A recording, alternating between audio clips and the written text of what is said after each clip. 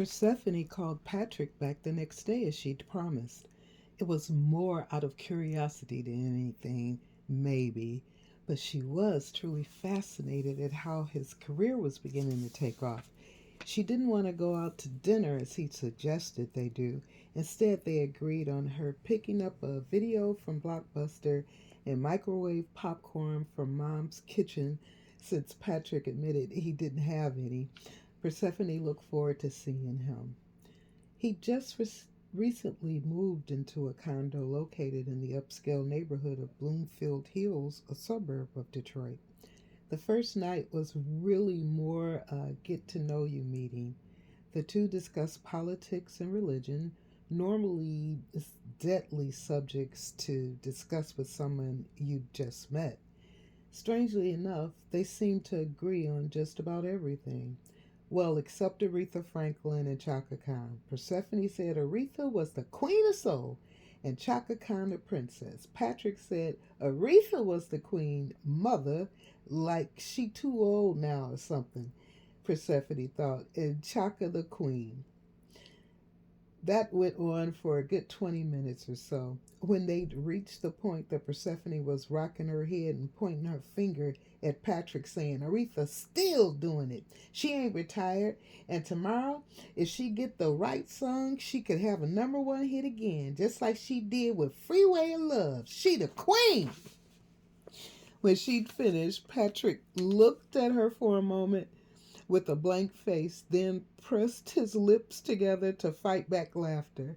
He couldn't, and they both started laughing at Persephone's passionate defense of her queen. Oh, baby, well, I won't even ask if you read Stephen King, 'cause I feel just that passionately about him as an author. He is the king. Patrick gave the thumbs up sign with his left hand and took a sip of wine from one of the crystal wine glasses they were drinking from. My favorite so far of his novels is It. Nah, I take that back. The Shining. Because that was the first book I had ever read by him back in 1977 or 78. I was taking my first plane flight with my Aunt Callie to my cousin, her nephew's wedding in Minnesota. My aunt, who has traveled around the world and been on I don't know how many planes, called me a few days before our flight and went through a list of what I should and what I could take on the trip. Nothing that I didn't know already, but you know how it is. But one suggestion she had that I didn't think about was bringing a good book and some magazines for the trip. I went to the bookstore, and I must admit, the reason that I even picked up the book was because it was shining. Like, not like vibrations from it, but that's the way they designed the paperback. It appeared to be made of foil or something. Anyway, I hadn't heard about no Stephen King. After we were settled in our flight and my aunt ordered her double of Jack Daniels and went to sleep, I began the book. And child, that plane rocked and rolled, and one of the passengers got a nosebleed. We had we had run into a much heavy turbulence, but I wouldn't have known it. I was so wrapped up in the book. Now, understand, it was my very first flight, so I really didn't have a point of reference as to if all the pitching and jerking was standard procedures for a flight. That's number one. And number two, unless the plane crashed, it was no way I was going to put that book down. And from then on, hardcover. Persephone looked over at Patrick, who had been looking at her with a big smile that turned to a serious face when the story permitted. Then he laughed at the story's conclusion and gave Persephone a high five. Damn, Seth, that story would be pitiful to a non believer. But, baby, I know what you're talking about, Patrick said, shaking his head from side to side and chuckling to himself. And what's your favorite so far? Persephone asked with anticipation. Let's see. I'd have to say Dead Zone. Yeah. For today, for me, that did it for me. I like the way he worked the biblical angle and John's gift and everything. For me, Dead Zone, Patrick said, looking at his wine glass reflectively. You want some more wine, baby? I could bust open another bottle I got chilling in the icebox. Better not. I gotta drive home, Persephone said, automatically dropping a hint that she had no intentions of sleeping with him. Patrick went out into the kitchen anyway and came back a few minutes later with a bottle of uncorked red wine. He filled his glass, then held the bottle toward Persephone. You sure? He asked. She shook her head no, and he set the bottle down on the table and took another gulp. The movie she had rented, Little Man Tate, had been watching them because they had talked the entire time the movie played. Patrick, you have a lovely home. It's comfortable. Or I can sense it soon will be once you get everything set up, Persephone said as she laid her head back on the overstuffed black linen love seat she was lounging on. Big, bold, stark black furniture filled the living room. It was accented by brown leather and cherry wood end tables.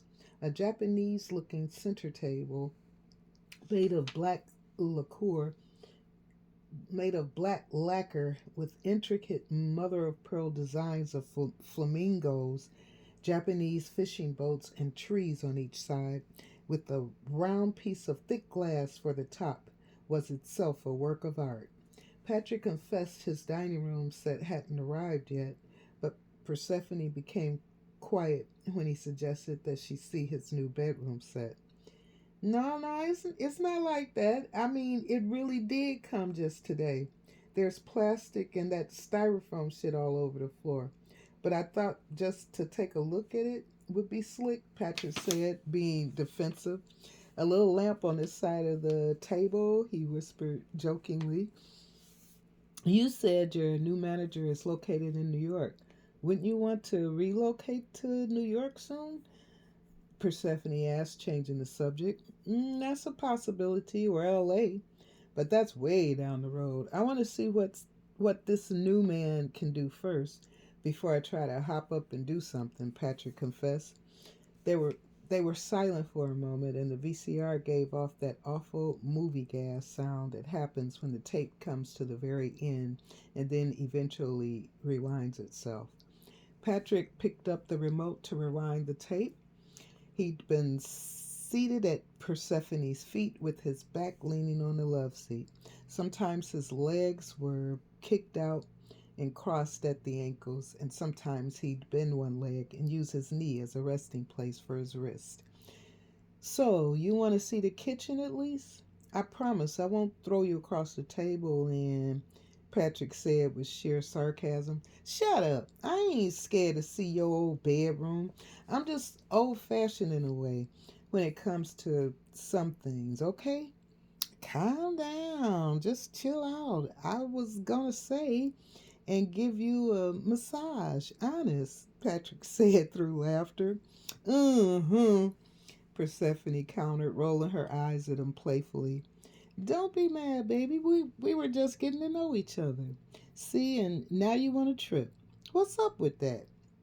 Patrick said as he took Persephone in his arms and squeezed her close to him.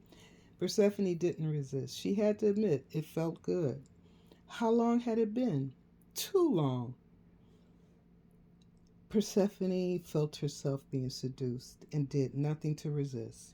The antiperspirant she'd put on after her shower earlier had ceased to be effective as the inner warmth that was beginning inside her began to heat up her entire body. Persephone found herself letting a deep escape her throat as they kissed. When she realized she'd been making that sound, she stopped the kiss. Then she broke their embrace and leaned away from him, her chin nearly touching his chest in embarrassment. Patrick's gray jogging suit was baggy, but still couldn't conceal his passion. Persephone's nipples seemed to be straining to peek through her sweater to see who it was that had woke them up, sensing that it sure wasn't a cold wind.